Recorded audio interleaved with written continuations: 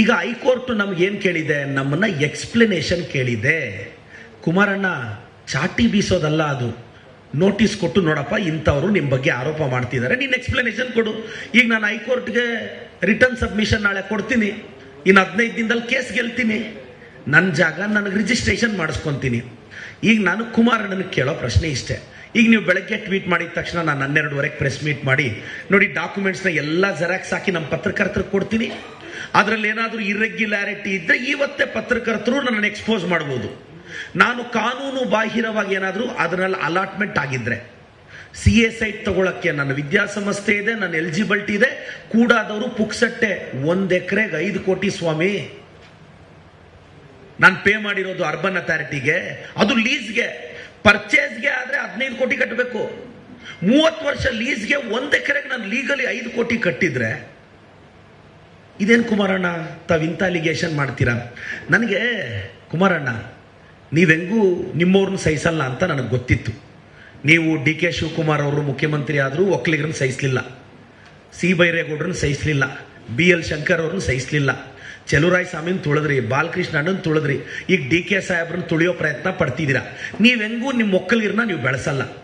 ಏನೋ ನಮ್ಮಂಥ OBC ಹುಡುಗರು ಬೆಳ್ಕೊಂತೀವಿ ಅಂದರೆ, ನೀವು ನಮ್ಮಂಥ ಬಡವ್ರ ಮಕ್ಕಳು, ಅನಾಥ ಮಕ್ಕಳು, ನಾವೇನೋ ಎಷ್ಟು ಜನ ನಾನು CA ಸೈಟ್ಗೆ ಅಪ್ಲೈ ಮಾಡಿರೋದು ಅಮ್ಮಮ್ಮ ಅಂದರೆ 1 ಎಕರೆಗಿಂತ ಕಡಿಮೆ,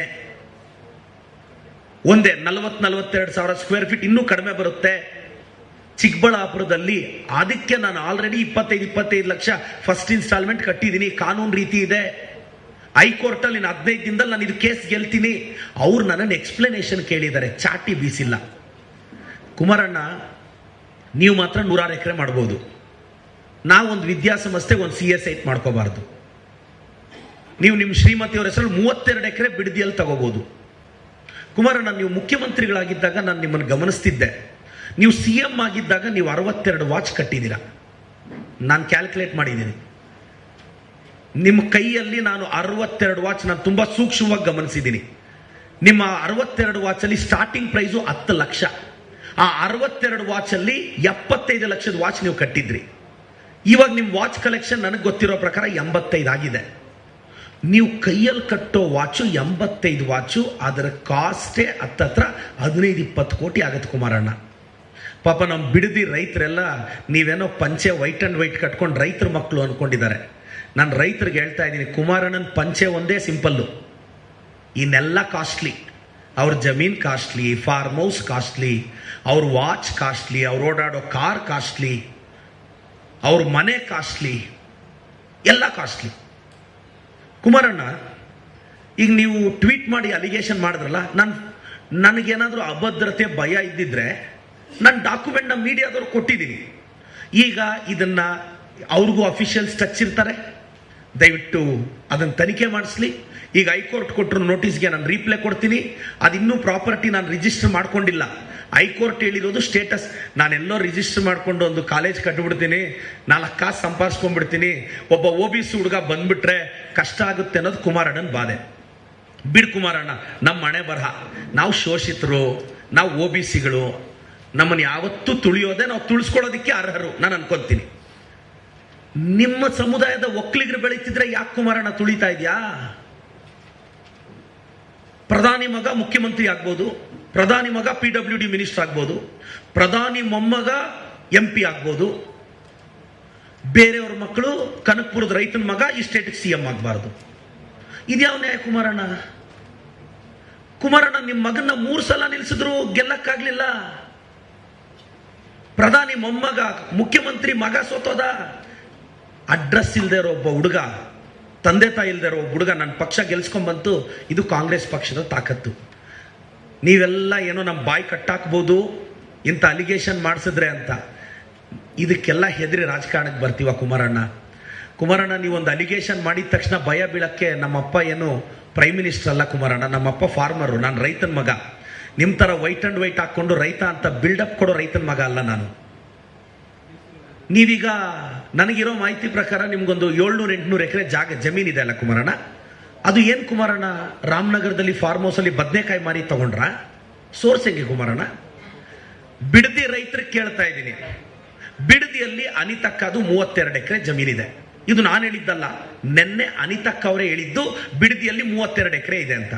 ಕುಮಾರಣ್ಣ 32 ಎಕರೆ 1 ಕೋಟಿ ರೂಪಾಯಿ ಅನ್ನೋಣ ಬಿಡದಿ ಹತ್ರ ನೀವು ತಗೊಂಡಾಗ. 32 ಕೋಟಿ ಹೆಂಗ್ ಬಂತು ಕುಮಾರಣ್ಣ? ರಾಮರಾಜ್ ಪಂಚೆ ಮಾರಿದ್ರ Kumaranna? Ramraj banian, Ramraj shirt, Ramraj brand ambassador ಆಗಿದ್ರ ಕುಮಾರಣ್ಣ? ಇಲ್ಲ ನಿಮ್ಮ ಫಾರ್ಮ್ ಹೌಸ್ ಅಲ್ಲಿ ಬದನೆಕಾಯಿ ಬೆಳೆಯುತ್ತಲ್ಲ, ಅದಕ್ಕೇನಾದ್ರೂ ರೇಟ್ ಜಾಸ್ತಿ ಬಂದಿತ್ತ ಕುಮಾರಣ್ಣ? ಇಲ್ಲ ನಿಮ್ಮ ಹತ್ರ ಇರೋ ವಾಚ್ಗಳೆಲ್ಲ ಇತ್ತಲ್ಲ, CM ಆಗಿದ್ದಾಗ ಒಂದೊಂದು ಫೈಲ್ಗೆ ಸೈನ್ ಹಾಕಕ್ಕೂ ಒಂದೊಂದು ವಾಚ್ ತರಿಸ್ಕೊಂತ ಇದ್ರಲ್ಲ, 10 lakhs 15 lakhs, ಅದರಿಂದ ಬಂತ ಕುಮಾರಣ್ಣ? ಅದೇ ಬಳ್ಳಾರಿಯಿಂದ ಕಿಕ್ ಬ್ಯಾಕ್ ಬಂತಲ್ಲ ಕುಮಾರಣ್ಣ, ಆವಾಗ ಟಾಟಾ ಸುಮೋದಲ್ಲಿ, ಅದ್ರಲ್ಲಿ ತಗೊಂಡ್ರ ಕುಮಾರಣ್ಣ? ಡಿನೋಟಿಫಿಕೇಶನ್ ಅಲ್ಲಿ ಹೊಡೆದ್ರಂತಲ್ವಾ, ಅದ್ರಲ್ಲಿ ತಗೊಂಡ್ರ ಕುಮಾರಣ್ಣ? ಕುಮಾರಣ್ಣ, ನೀವು ಹೇಳಿದ್ದಕ್ಕೆ ನಾನು ಉತ್ತರಿಸ್ತಾ ಇದ್ದೀನಿ. ಇದಕ್ಕೆ ಆನ್ಸರ್ ಮಾಡ್ಬಿಟ್ರೆ ನಾವು ಕುಮಾರಣ್ಣ ಅವ್ರ ಇಂಟಿಗ್ರಿಟಿನ ಪ್ರಶ್ನೆನೇ ಮಾಡಲ್ಲ. ನಾನು ರಾಜ್ಯದ ಜನತೆಗೆ ಹೇಳ್ತಾ ಇದ್ದೀನಿ, ನಾನು ಪರಿಶ್ರಮ ನೀಟ್ ಅಕಾಡೆಮಿ ಮುಖ್ಯಸ್ಥ. ಇವರು ಪದೇ ಪದೇ ನಮ್ಮನ್ನು ಟಾರ್ಗೆಟ್ ಮಾಡ್ತಾರೆ, ನಾನು ಕ್ಲಾರಿಫಿಕೇಶನ್ ಕೊಡ್ತೀನಿ. ನಂದು 2 ವಿದ್ಯಾಸಂಸ್ಥೆ ಇದೆ. ಒಂದು ಪರಿಶ್ರಮ ನೀಟ್ ಅಕಾಡೆಮಿ. ಪರಿಶ್ರಮ ನೀಟ್ ಅಕಾಡೆಮಿ ಅಂದರೆ ಅದೊಂದು ಪ್ರೈವೇಟ್ ಲಿಮಿಟೆಡ್ ಕಂಪನಿ. ನಾನೊಂದು ಮಗು ಹತ್ರ 3 ಲಕ್ಷ ಫೀಸ್ ತಗೊಂಡ್ರೆ ಅದಕ್ಕೆ 54,000 GST ಕಟ್ತೀನಿ. ಕುಮಾರಣ್ಣನ ಫ್ಯಾಮಿಲಿ ಕಟ್ಟೋ ಇನ್ಕಮ್ ಟ್ಯಾಕ್ಸ್ ಗಿಂತ ನಾನು ಕಟ್ಟಿರೋ GST ಜಾಸ್ತಿ. ರಾಜ್ಯದ ಇನ್ಫಾರ್ಮೇಶನ್ ಕೇಳ್ತಾ ಇದ್ದೀನಿ. ಕುಮಾರಣ್ಣ, ನೀವೆಲ್ಲ ಫೈಲ್ ಮಾಡೋ IT ಗಿಂತ ನನ್ನ GST ಜಾಸ್ತಿ. ಪ್ರೈವೇಟ್ ಲಿಮಿಟೆಡ್ ಅಲ್ಲಿ ನಾನು 3 ಲಕ್ಷ ಫೀಸ್ ತಗೊಂತೀನಿ, ಅದಕ್ಕೆ 54,000 GST ಕಟ್ತೀನಿ. ಅದಾದ್ಮೇಲೆ ಒಂದು ಮಗುಗೆ ಒಂದು 20,000 ರೂಪಾಯಿ ಉಳಿಸ್ತೀನಿ ಅನ್ಕೊಳ್ಳಿ. ಆ 20,000 ರೂಪಾಯಿಗೆ ಮತ್ತೆ 25.1% ಇನ್ಕಮ್ ಟ್ಯಾಕ್ಸ್ ಕಟ್ತೀನಿ. ಅದಾದ್ಮೇಲೆ ಒಂದು ಮಗುಗೆ 10,000 15,000 ಉಳಿದ್ರೆ ಅದು ನನ್ನ ಪ್ರಾಫಿಟ್. ಇದು ಪ್ರೈವೇಟ್ ಲಿಮಿಟೆಡ್, ಇದು ಬೇರೆ. ಅಂದ್ರೆ ನಾನು ತಗೊಳ್ಳೋ 1 ಲಕ್ಷಕ್ಕೆ ಸರಿಸುಮಾರು 40,000 ಟ್ಯಾಕ್ಸ್ ಕಟ್ತೀನಿ ಕುಮಾರಣ್ಣ, ಟ್ಯಾಕ್ಸ್ ಕಟ್ತೀನಿ. ಇದು ಪ್ರೈವೇಟ್ ಲಿಮಿಟೆಡ್. ಇನ್ನೊಂದು ಪರಿಶ್ರಮ ಎಜುಕೇಶನ್ ಟ್ರಸ್ಟ್. ಈ ಟ್ರಸ್ಟ್ ಏನು ಅಂದ್ರೆ, ನೀವು ಕರ್ನಾಟಕದಲ್ಲಿ ಕಾನೂನು ಹೆಂಗಿದೆ ಅಂದ್ರೆ, ನೀವು PU ಕಾಲೇಜ್ ಮಾಡಬೇಕು ಅಂದ್ರೆ ನೀವು ಟ್ರಸ್ಟ್ ಅಲ್ಲೇ ಮಾಡಬೇಕು. ಇದು ಕಾನೂನು. ಸೊ ನಾನು ಕೆಲವು ವರ್ಷಗಳಿಂದ 5-6 ವರ್ಷದಿಂದ ನಾನು ಟ್ರಸ್ಟ್ ಓಪನ್ ಮಾಡ್ತೀನಿ. ಆ ಪರಿಶ್ರಮ ಎಜುಕೇಶನ್ ಟ್ರಸ್ಟ್ ಮುಖಾಂತರ ಕರ್ನಾಟಕ PU ಬೋರ್ಡ್ ಅಲ್ಲಿ ಪರಿಶ್ರಮ PU ಕಾಲೇಜ್ ಅಂತ ಪರ್ಮಿಷನ್ ತಗೊಂತೀನಿ. ಆ PU ಕಾಲೇಜ್ ಮಕ್ಕಳಿಗೆ ಕಾಲೇಜ್ ನಡೆಸ್ತೀನಿ. ಒಂದು 2,000-3,000 ಮಕ್ಕಳು ನಮ್ಮಲ್ಲಿ ಹಾಸ್ಟೆಲ್ ಇದ್ದಾರೆ. ಆ ಮಕ್ಕಳಿಗೋಸ್ಕರ ಬೆಂಗಳೂರು BBMPಯಲ್ಲಿ 16 ಬಿಲ್ಡಿಂಗ್ಗಳಿಗೆ PG ಪರ್ಮಿಷನ್ ತಗೊಂಡಿದ್ದೀನಿ. RR ನಗರ ಬೆಂಗಳೂರು BBMPಯಲ್ಲಿ ನಾನು 16 ಬಿಲ್ಡಿಂಗ್ಗೂ ಪರ್ಮಿಷನ್ ತಗೊಂಡಿರೋ, PG ಪರ್ಮಿಷನ್ ತಗೊಂಡಿರೋ ಬಿಲ್ಡಿಂಗ್ ಕಾಪೀಸ್ ಇದೆ, ಅಪ್ರೂವ್ ಕಾಪಿ ಇದೆ, ಕಾಲೇಜ್ ಪರ್ಮಿಷನ್ ಇದೆ. ನನಗೆ 800 ಅಡ್ಮಿಷನ್ ತಗೊಳ್ಳೋ ಅಷ್ಟು ಪರ್ಮಿಷನ್ ಸರ್ಕಾರ ಕೊಟ್ಟಿದೆ. ನಾನು MLA ಅನ್ನೋ ಕಾರಣಕ್ಕೆ ಕೊಟ್ಟಿಲ್ಲ, ನಾನೊಬ್ಬ ಪರಿಶ್ರಮ ಮುಖ್ಯಸ್ಥ, ನನಗೆ ಯೋಗ್ಯತೆ ಇರೋದಕ್ಕೆ ಕೊಟ್ಟಿದ್ದಾರೆ. ಇದು ಪರಿಶ್ರಮ ಟ್ರಸ್ಟ್. ಆ ಟ್ರಸ್ಟ್ಗೆ CA ಸೈಟ್ ಅಲಾಟ್ ಆಗಿದೆ.